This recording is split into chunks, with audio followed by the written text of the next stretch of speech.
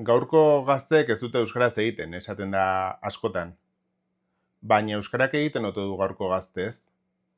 Azken urteotan harremantzeko espazioak asko aldatu dira eta zaletasunen esparruak garrantzi berezia hartu du, baina aldi berean superfragmentatua dago.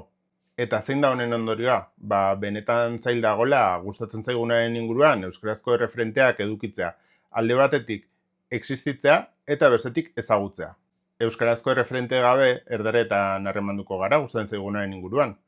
Eta honek egingo duna da edo honen ondorioa izango da euskara praktikan bigarren mailako hizkuntza izatea gure bizitzetan, gure egunerokotasunean. Ez ahaztu behar gainera hontaz konturatzeko euskaltzalea izan beharra dagola.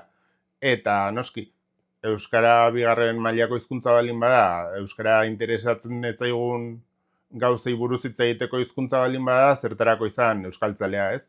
Agian euskaraldia edo korrika bezalako momentu kultural garrantzitsu ez haratago.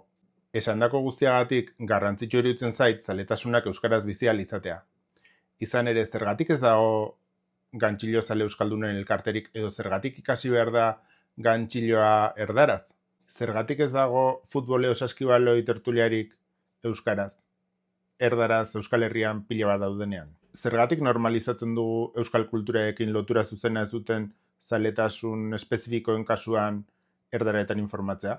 Ze klaro, ez badigu asola jendeak euskarazko baliabide faltagatik bere zaletasunak erdaretan bizitzeak, nor gara gu esateko bati euskaraz gaizki egiten dula edo besteari euskaraz ez dula egiten?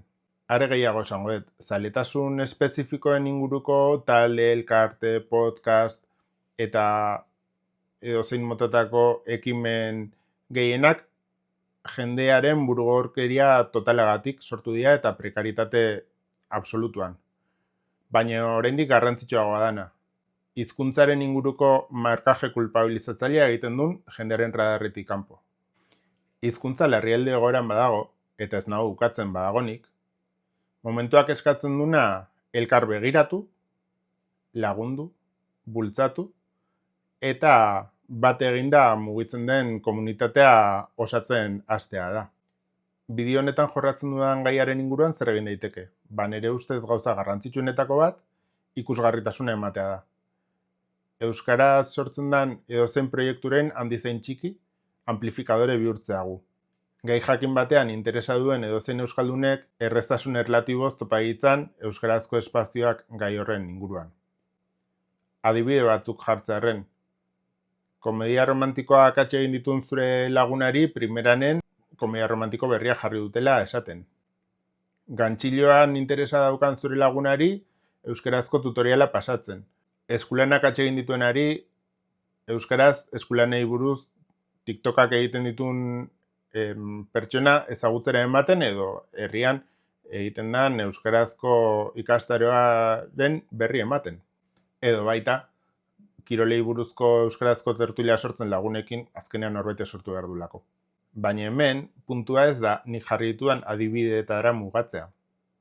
Gehiago da, bakoitzak bere adibideak pentsatzea. Horrela, denon artean, eta edozein interes izan da ere denok euskaraz bizi ahal izango garen Euskal Herria euskalduna eraikitzen jartzeko.